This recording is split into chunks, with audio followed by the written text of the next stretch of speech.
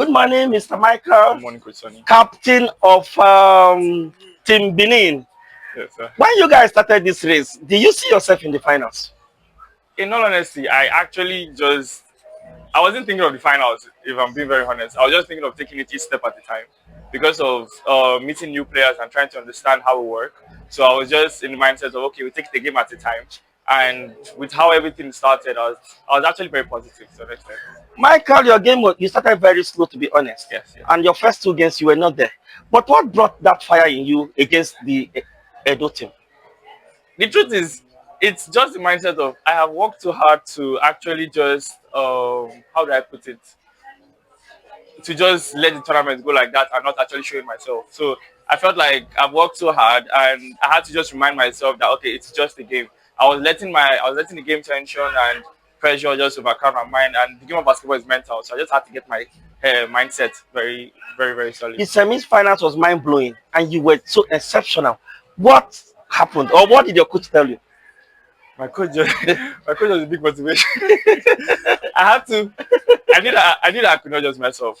My coach there's the way he just let me know that okay, I was the head of the team, I was the captain of the team, and players are looking up to me. So I just had to step up. I just had to be everyone's leader, and by God's grace, it worked out fine. Michael, what will you say to 8 15 years anniversary of inspiring dream and sharing smiles? What do you have to say about? What will you have to tell them? I just want to tell them a very big thank you for this opportunity to be here. They've been a very good and big motivation to a lot of players here, providing different amenities, activities, empowerment camps to actually help us improve our daily life aside basketball. So I just want to tell them a very big thank you, and I pray that God actually keeps on pushing them forward and making their brand bigger. How much of these smiles have you gotten from 8 A lot too. A lot. So as we round up, what is your prediction for today's finals? The finals is all out to Team Benin all the way. All out. We're leaving everything on the floor. Everything is on the floor, 100%. I wish you all the best. Thank you, sir. Thank you, sir. Good morning, Mr. Ayo. Good morning, sir. And your first two games, like I rightly said before now with your captain, it was not that okay. No. And I don't know what brought you guys back. I'm still trying to ask that question till now, but nobody has really given me the answer that I wanted. Yeah, it's just the fire. You can't just come a long way to lose just in the first stage. It's too much. It's too much to lose. Like, this is my first ever competition in my life. So I just have to prove myself, to make a name for myself. Well, what gave you those confidence that you were just shooting from all parameters? Putting so much work not to just come here and not show out that workout and everything. I kept on working day in, day night, so I can't just come here and like just leave like that. So I just have to show them that yeah, I'm the truth. 15 years anniversary of empowering dreams, access to success. What do you have to tell them? All I have to say is thank you for giving us the opportunity to be here. Many of us, we don't know what we have done because not all of us have opportunity to be here to like get this opportunity to show up in 8 Just want to say a very, very big thank you to them. What is your prediction for the finals today? It's Team Benin all the way. My captain already said it. Team Benin all the way. I'm not letting my coach down today. I wish you all the best. Thanks, sir. Good morning, Mr. Donald. To the finals. All the best, Mr. Donald. Okay, sir. Good morning, Mr. Savior. Good morning, sir. Savior is like you're gingered up for the finals already because with your spirit alone, I think you lifted the trophy. It's all on God, though, coach. I can't really say much about that, but we are positive that God will help us to win it. Okay, when you came in to Benin for this 15th year anniversary for access to success, do you ever imagine that your team will get to the finals? Yeah, I can't really say. With the team you have, it was inevitable.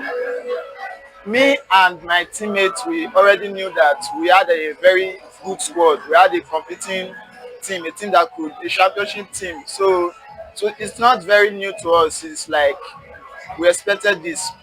We were even positive that we can actually win this thing. Because before the championship started, your team was tipped and Team Edo was tipped for the finals. But unfortunately, Team Edo did not even make it to the semi-finals. So what do you think? Do you think it's a one-way finals or you think it's going to be a titanic battle? Well, you can't really say anything. You don't know what to expect. Everything is a potential team for a champion to win the championship. As long as our opponent got to that position, they have what it takes to actually win. But I can't say that it's going to be an easy win. It's going to be a titanic battle. Okay, so then what do you have to take to 8 West for their 15th year anniversary of empowering dreams and also sharing smiles? Well, I would like to first of all appreciate the founder Andrew Loveday for his support, and I also want to take this time out to appreciate all his sponsors, everyone that has actually put in one resources one way or the other to make this a successful camp, from the head to the lowest staff. I want to say a very big thank you to all of you. You guys made this camp a success for everyone, and including me myself and every other athlete. Camps like this is what we made in Nigeria and Delta states, Benin, in all the states in Nigeria, to actually develop young youths in basketball, in the game of basketball. All the best, Mr. Sevi. Thank you, sir. Thank you. Morning, sir. Um, Access to Success 15 year of empowering dreams and also sharing smiles. What do you have to say about that? What I would say is it's been a very great experience for the life of every youth, every kid out here for the past 15 years. I was once a camper. I knew what we benefited, the fun we had, the opportunities that we had, and then the empowerment section that also changed our mindset and our mentality also. They have been doing a great job in shaping people's life for the past 15 years up till now, and I would say that I'm very grateful to be part of it, and I know every other person is grateful to be part of it as well. 15 year, they have a tournament to mark that 15 year. So far, this is the last day. Are you impressed with all the games? Yeah, I like the fact that because it has the Access to Success basketball empowerment camp has been all about basketball empowerment, and it's a camp. Most of the time, we've been craving to have a competition, but we've always had just a camp. But this 15 year, I think they listened to us and they gave us something that we wanted, and now we get to play the tournament, and everybody is having fun, and everything is going to the way we've always wanted it to be for the past 15 years. So it's been a great time. It's been fun. We have been experiencing, we have been enjoying the experience. We have been experiencing different stars and different kind of players doing great things. We have been seeing guys that we never thought could play. We have been seeing them ball in a tremendous way, and it's been a very wonderful experience for everyone here and for me personally. So I would say it's a very good thing for them to have make this 15 years to be a tournament instead of just a regular camp. Yesterday, Access to Success tournament came to the climax when you have the semi-finals being played out. What do you have to make out of it? That was amazing. Like the team that played for the semi-final, being coached by Coach Sonny, they've had losing streak for the previous days. They did not win one game. I remember the coach praying for them to for wonders to just happen so that the whole game will just end. He's tired of losing. And all of a sudden, the following day, I don't know what happened, miracles everywhere. These guys came from nowhere and they were teaching everybody out. I mean, the shooters were shooting, the guys, they were unstoppable.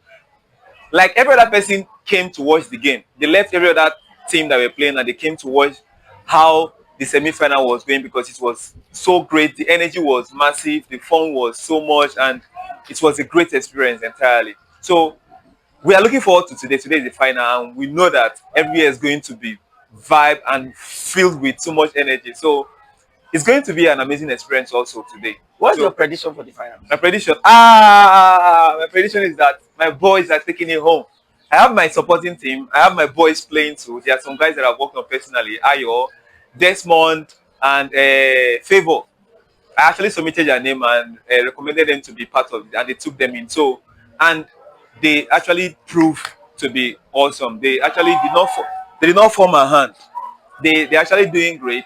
Some persons are jealous. Sammy is jealous because it's not part of them. And I'm glad they are like the climax of the event. They are like the highlight of the event. Everybody is becoming to know, is coming to see them, and how they are becoming like our own superstar now. They are the superstar of this event already. So I'm happy, I'm glad, and we are looking forward to them winning this thing. They have my full support. In fact, I'm putting in everything for them. I'm going to be sharing, supporting, coaching, and doing everything I can to make sure that they win. Thank you very much, Mr. Thank Samuel. you. It's a pleasure. Yeah. Shout out now. Shout out to PMB for we've been watching, we've been following, and we are glad that PMB came here, and thank you for coming. We are glad to have you guys. We are happy to have you guys here, and it's been a great and wonderful experience. Thank you so much. God bless you. PMB.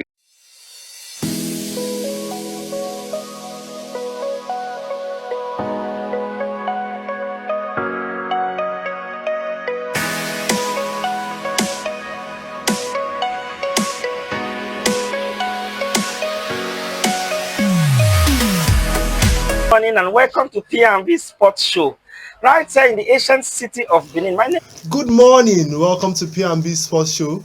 I'm Aroko Tom, and I'm not here alone in the studio. I have with me Mr. Abel Sunday. Mr. Abel, how are you doing? I'm fine, good morning, and how was your night? But it's like you're still under the weather, I don't know. No, I'm as lively as Are you sure you slept last night? I did. Because with your eyes, I think you're still... But you know, we have to do our research, and we have to find out what's happening in the sports scene, whether morning, afternoon, or night. It's a tough job, actually, because I can see your eye bag. It's like you don't have enough sleep.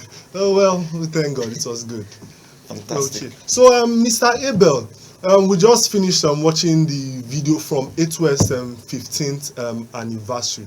And you were live in Benin City, Edo State for the 15th anniversary. What was the experience like?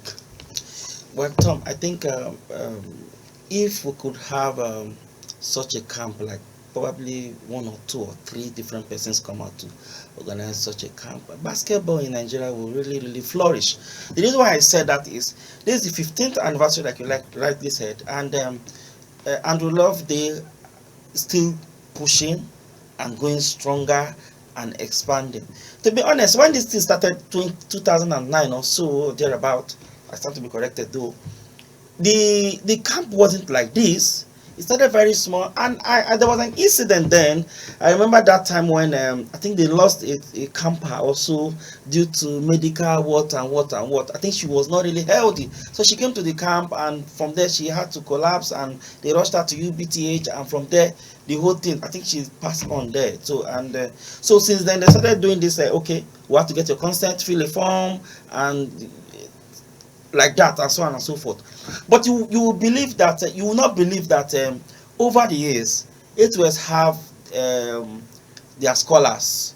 They have people that they give scholarship, send them to different field of studies, and now even in their present camp, they have their own scholars that are coming in to come and help them. Like I'm talking about the doctors right now, they come in to come and, like, even this year we'll have a lot of them that comes in to come and help out in the medical field, and they have to check your vitals and stuff before they admit you into camp, which I looked at it like it's a very, very big development and huge step, unlike before when you don't have that. But you have to check your vitals, you come in, you see the medical is there, everything is their own. But the question I always ask is, how do they, what is the permutation, what is the criteria that you use to get these guys to give them scholarships? To be honest, I've not gotten the question till now. I've not gotten the answer till now. To be honest, I haven't, because I tried to get in touch with the president and the founder of the foundation, but unfortunately I could not have him for interview. But I have other key stakeholders like Professor Elvis Agbalaho, the sports director of University of Benin, the great University of Benin. Yeah. As they call it. You know, I graduated from. That's what I'm saying. That the great University of Benin. So they have we have a Professor Agbala, which I have an exclusive interview with, and he said so many things about A2S, how they started and how the program has developed over time. And even I also asked him about the relationship between Uniben and also the foundation, because they've been using their facility for over 15 years now. They've not had any issue. He said the romance is going so well, and they think that anytime they want to use their facility, they always come, they renovate it, they paint it, and all the stuff and like that. And I remember one time they donated basketball upright to the school, which I think is a very, very good thing. And he mentioned something. He said the former how the relationship started, the former HOD, the former VC, yes, was somehow related to Andrew Loveday, that is Oshodi, west of Oshodi. I think he's late now. Yes, It's related to Andrew. So that's how the whole thing started. But since then, they keep up relationship like that until now. But I think the main thing that we want to talk about is the 15th anniversary, and which really came out very, very smoky. They started it with the coaches clinic, which they brought in two specialists that came to talk. One from Division 1 and the other one I think is in is it NIL or NIL something? NIL. Yes. So he explained to the So coaches. the Division 1, is it about is it Division 1, Nigerian Division No, 1? not Nigerian Division 1. No, he played it's a Division 1 player. He played in Division 1 in college, that is in the United States. Yes, but I think they are one of those people that agents that you could talk to about players' welfare and stuff like that. So they are trying to educate the coaches that, okay, if your player is traveling eventually, you should be able to know what you could tell your players and what you should expect. And they told them how they could monetize the academy and how they could make money out of it, because some people have been running academy for over 20 years but nothing to show for it. Even to have transport to go for camps like this is a problem. So they were telling them, okay, this is the business angle of it, and which I think I want to give credit to A2S and also the founder and the president, Andrew Loveday, which he has done so well, because he brought in those experts to educate the coaches that, okay, see, the truth is, you are saying the country is hard, the country is this, but you have food right in your backyard. It's just for you to cultivate it. You understand? Just to get it, and okay, just for you to cook it. I think that's the right word to use. Yes. You have food, right? There's food stuff there. It's just for you to get it and cook it. That's all. Okay. So talking about making money from the game of from the sports basketball, I believe you were somewhat in the meeting gathering some information. So what ways did they say coaches and sports outlets can get money from this game of basketball? He talked about contract. Because of course, if you don't have a contract with any player, definitely it's just a waste. Just like you're pouring water into the basket, because it can go anywhere, because you don't have anything to. There's no agreement. There's nothing. That is one. Then he talks about this NIL benefit. Normally before now, international students don't have that pay, because they pay them in college. They make money in college as an indigent, but now they've extended it to international students. They pay money, they give them, there's some money they get every month, and also those image rights and stuff like that. Then again, you can also have in your social media, you can also go and do advert elsewhere, but not in US. You can, maybe let's assume you come to Nigeria just to hold the camp or to do something. You can maybe have one of these brands, they can come and meet you and say, okay, please, we want you to show in this thing, and you can also make money from that. So he was just trying to explain how basically the players can make money, and also the coaches will also benefit, because sometimes when these kids traveled, they have some percentage that they can send down to the academy they left rather.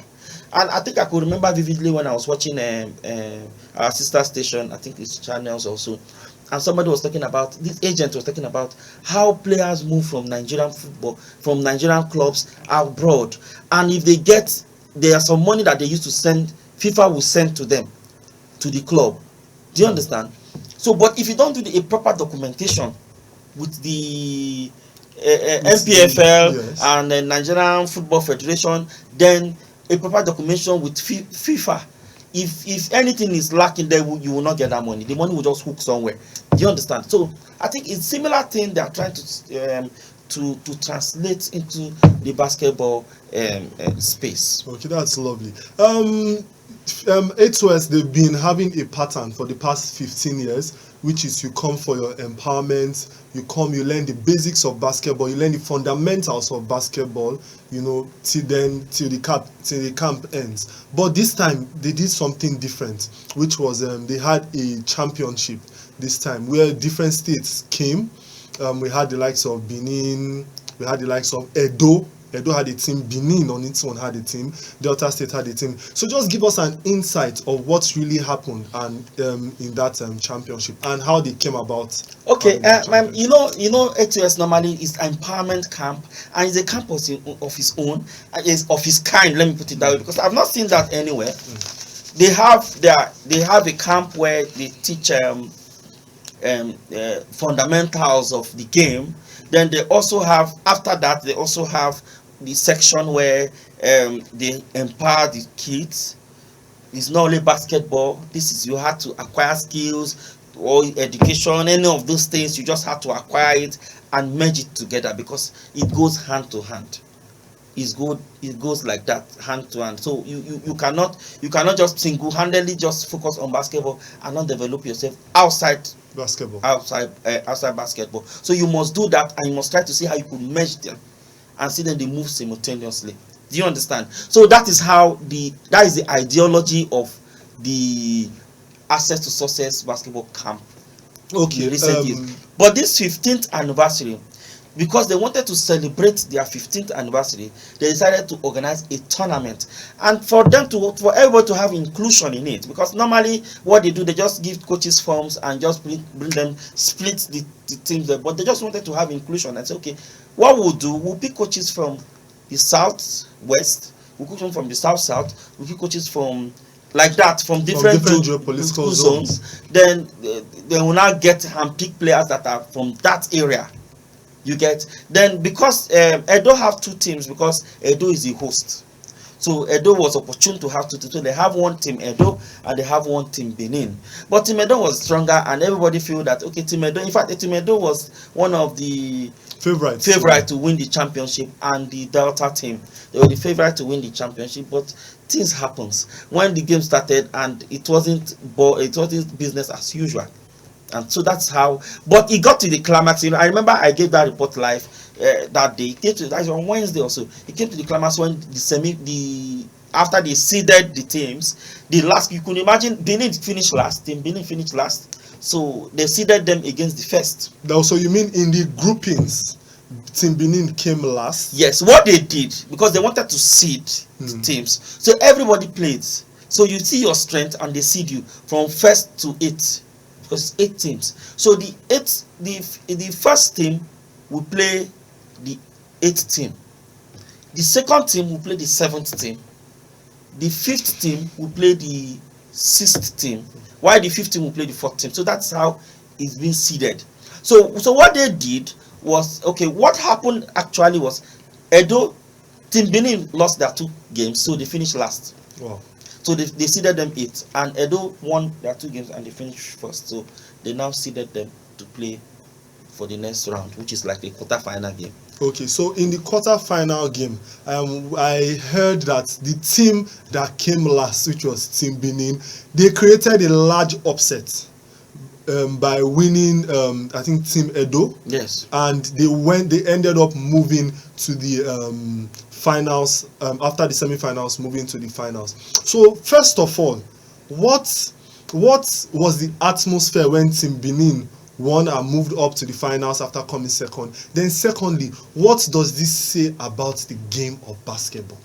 Well, your first question was, the atmosphere was electrifying, if I can use that word.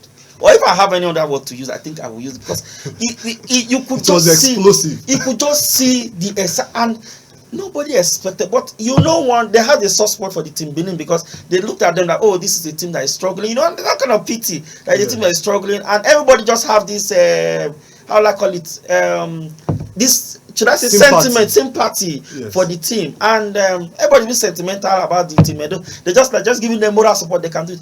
And they did the impossible, beating the Team Edo, which is very, very impossible. On paper, anywhere you say Team Edo should win that game.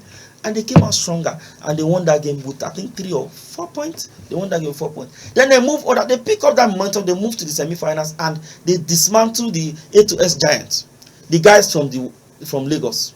They dismantled that team.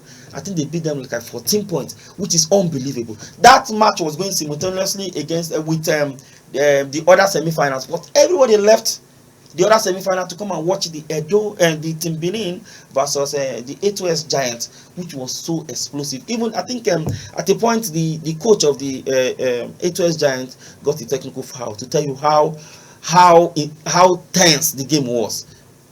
Okay, that's lovely. So moving over to the finals, what really transpired?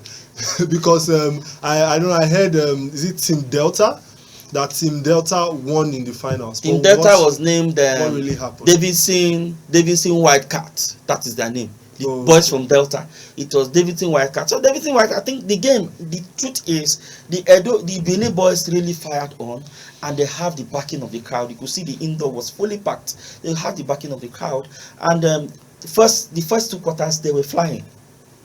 But what kills Team Benin was they don't have a bench. So the third quarter already they started getting that. So the Davidson Wildcat, they have everything within their arsenal. They have everything within their bench to fire back. And they gradually they grew into the game third quarter. Already the Team Benin, the coach was using just same 5-6 players. He was trying to rotate them, those 6 players, but he could not really help. He tried to to rescue the situation, but the Davidson Wildcat was just too much power for him to contain. So are you saying, so what you are saying is that the finals for Team Benin was a problem of the bench, Was the problem of and the bench. not a problem of the coach? No. It wasn't. It wasn't. It's not a technical problem. It's not from the coach. It's not even from the players. It's just from the bench. They are just tired, and it's not. It happens. Fatigue sets in. Yes, it happens because when you use same players over time, you see that they get tired. And when fatigue comes in, you cannot cheat nature. That is the truth. You can't cheat nature, and that's what happened to Team Edo. They now lost the final, but they lost as a giant. To be honest, the boys still put their head. They wrote themselves in glory. They could cover themselves in glory because what they did, the way they transformed their fortune, it was unbelievable. Okay, lovely. So we are moving on now to the last day of camp of the championship. So what really transpired that last day? Some people say that they shared shoes, that you could see people dancing, happy that they got new basketball kits. So just give us an insight. Yes, it's peculiar with Access to Success. Every camps they give kits to. They give kits to the campers, and I think it was one of the ambition, or it's one of the idea of the founder that in his camp at most every kid must have a pair of shoes, and he made that happen. He started giving, I think more than 5 years ago, anybody that comes to Access to Success camp must have a pair of shoes, and other things follow, socks, maybe kits and stuff like that, jerseys, stuff like that, so on and so forth. Then this year, since it's the 15th year, and they made something very, very surprising that everybody is still talking about till now. They gave each of these campers 16,000, I think so, 16,000, just to help them for their transportation through flow, maybe feeding. Then those ones that are coming outside Benin, I think it was 25,000 or so, because they need to lodge and they need to, you get all those things. So it was good, and they feed them, they give them lunch. So there's lunch every day for the campers. So they provide lunch for the campers and also the coaches every day. So I think that's one thing that was really the money aspect, and also the shoes, the pairs of shoes that they got. It was something the kids will really never forget about in a very long time. You know, when it comes to money, everybody with the state of the economy. When it comes to money, everybody really want to. Everybody will forget that, even if it is 20 naira. Yes. It's how bad it is. If it is 20 naira, everybody will forget his sorrow and focus on the money. Exactly. So still in the spirit of basketball, we'll be moving over now to the River Hoopers journey to the playoffs. You know, they moved from the Kalahari Conference, you know, where they finished second, and now they're in the playoffs. So we've been talking about this for a very, very long time. We've spoken to their media officer, and we've gotten insight on what is happening in the team. So just tell me, what do you think about the River Hoopers and how they finished in the Kalahari Conference? Well, I think River Hoopers really, to be honest, nobody gave them a chance when they drew with the likes of Fast Roberts of Morocco, and Al Ittihad of Egypt, and Stade Malien of Mali. So nobody really gave them a chance, because that's a very tough team anytime, any day. So, but they went there, like we said about the team in Benin, they did the impossible as well. Beating Stade Malien the first game, beating FUS Robert, and losing to I think Etihad was his toughest opponent that they could not really conquer, but they were able to conquer the other two, and they picked the second ticket down to the playoff. But my worry is the bench.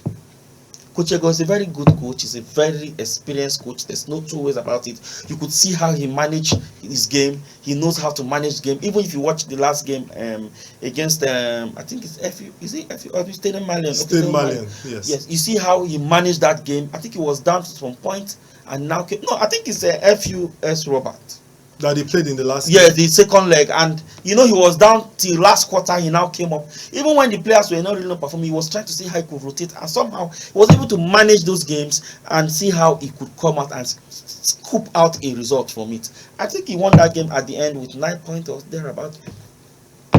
That should tell you the quality of Coach Ogo. Is one of the best we have so far in Nigeria. But my fear is without Kelvin Amayo and my Dr. Akes and Raphael Putney and also Olise Emeka, where is River Upas? If you take out these 5 players, where is River Upas? You are supposed to have 12 players. And if it's only 5 that is functioning, though, well, I will not also, I still need to give credit to the likes of Okiki Michael. He did so well when, okay, forget to even ask Maxi Shama. You understand? So when you take out Maxi Shama, Okiki comes in and he stepped in very, very well. He tried to hold that point very, very well for the team. Then the likes of this guy from NBA Academy, I'm trying to get his name, I can't remember. That guy from NBA Academy, also he did so well. Yeah, well, and if you notice, he was very, very dominant in the paint. Yes. I noticed that when he entered, a lot of people, I think maybe the second game, he didn't really get enough playing time, and we didn't really see what he was made of. But when he settled into but I think what Coach Ogo did, you know, he's a freshman and he's a rookie. So what Coach Ogo did was to try to introduce him small to get him so that he could sit in. And you know, when he clicks, he got the confidence, and you saw what he did the last 2 games. He was catching alleys up and down. He was unbelievable. The guy was so unbelievable, and that to tell you how the quality will have. But the problem we're having is the league. I think I was talking to on a radio show 2 weeks ago, Tone FM in Lagos. We're talking about, and I was talking about this same issue.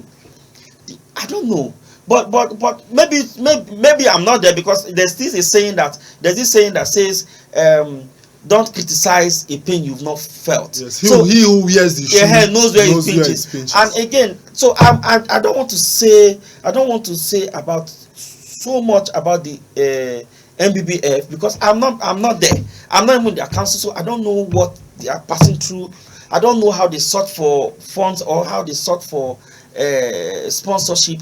But again, normally, in a layman like us now, we can say it should be very easy for an organization like the MBBF to be able to get a sponsor, be it anywhere, home or abroad. You understand? Because that is the highest the highest committee in basketball. And you know, it shows on the quality of players that we have.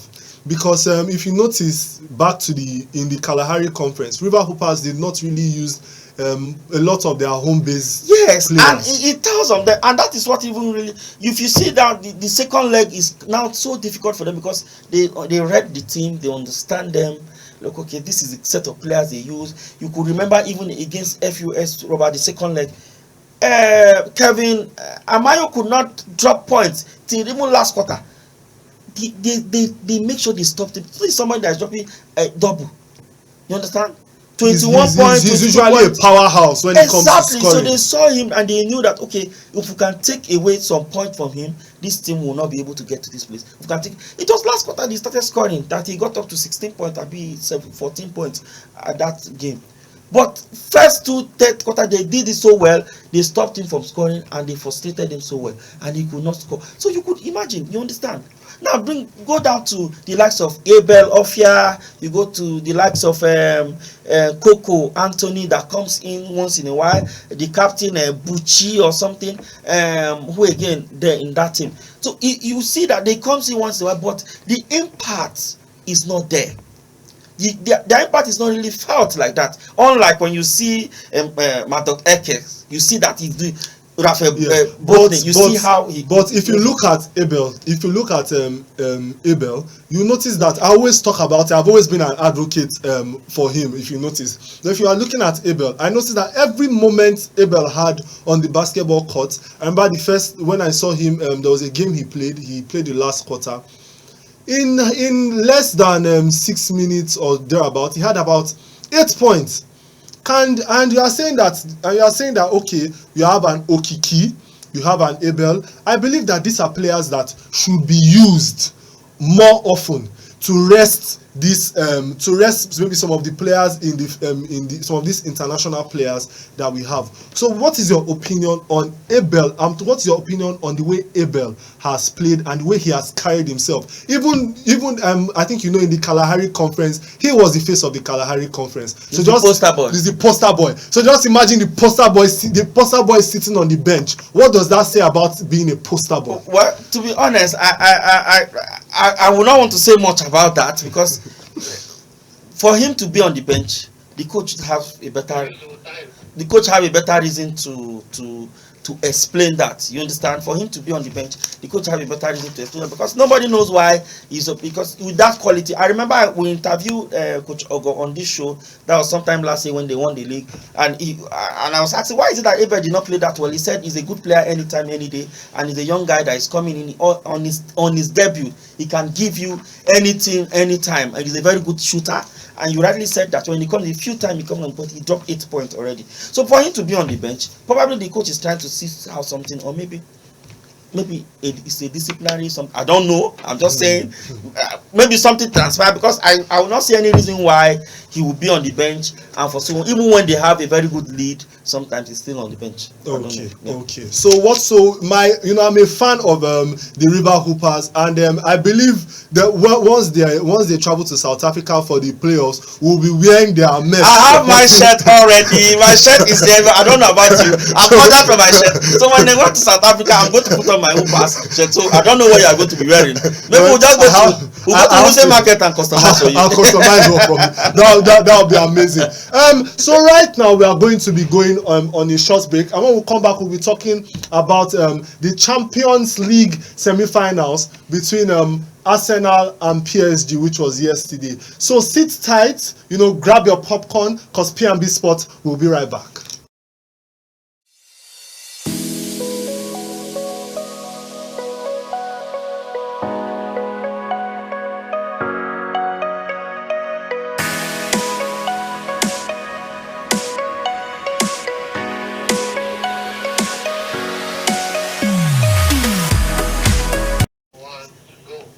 Okay, so welcome back to P&B Sports Show. Like I said earlier, there was a Champions League. I will call it a bout, because it was a bout yesterday. So what really happened? What was your opinion on the loss of Arsenal? Well, I think it's high time they take PSG's very serious, because oftentimes they look at the team that it's PSG now, we're just going to push them away. PSG, if you remember, all the four how they call. They've defeated the 4 English teams in Champions League this season. They started with, I think it's Man City. They took off Man City. They took off Liverpool. They took off Aston Villa. Now they've won, Arsenal now, 1-0. They're going back to Paris. But many will argue that, okay, as if Arsenal can beat Real Madrid 5-1, I'll be 5-2, 5-1. Of course, PSG will be child's play. They can go to Paris and do it over. But they forgot that when they were going to Bernabeu, they will have three goal advantage. So they are relaxed. It's even the how they call the Real Madrid players that are even under pressure. Now Arsenal is vulnerable, so you show their vulnerability because these guys will just capitalize on how eager they want to get this goal, how eager they want to turn the fortune around, and they can hit them in counter. Okay, so we had Dembele scoring a goal with an assist from the guy that I cannot mention his name. And after in 4 minutes of the first half, then in the second half, we had a goal, a set piece from Michael Merino, which was cancelled by the VAR. It was said to be offside. But now I'm talking about Dembele. I'm talking about the midfield of Arsenal. Arsenal had Thomas Partey was not there, and you could see the impact of him not being there, because it made Declan Rice was extremely unsettled in the midfield. So and if you notice, they had the formation was 4-3-3, so which will tell you that they were going all out. Both teams wanted to score the first goal. So what is your opinion on Arsenal and not scoring the first goal? Well, like I said before, the second leg is going to be a different ball game, because Arsenal want to score to turn the fortune around. And of course, if you want to do that, it's also so very risky, because some 14 that will just sit down and wait for you to come. When you come, they go on the counter. And again, there's something I was talking about. I was talking to someone yesterday after that. I was like, don't you think Mbappe is the bad luck? Sorry to say that. It's the bad luck in PSG, because when he was there, these guys don't really flourish like this. But right now, see what they are doing. And it will break his heart if at the long run PSG win the Champions League this year, because that is what he's looking for, and that's what drove him to Real Madrid, and now he's even out of the Champions League. And with the quality of Luis Enrique, and you know Luis Enrique, what I'm saying now is I'm looking at the finals, because if PSG could scale through this, I think PSG have a chance to win the finals, because Luis Enrique, and I'm tipping Barcelona to get to the finals as well. So Barcelona is playing today. If PSG could meet Barcelona in the finals, and Luis Enrique was former Barcelona coach, so I think it's something that everybody will want to watch and want to see how he's going to go about it. Okay, Mr. Abel. Well, basically, I think we've said all that has to be said about Arsenal and PSG. So many thanks for. We don't even have time again. Don't drive us out of the studio. Don't drive us out of the studio. Okay. So that will be all for P&B Sports Show. Thank you very much and have a blessed day.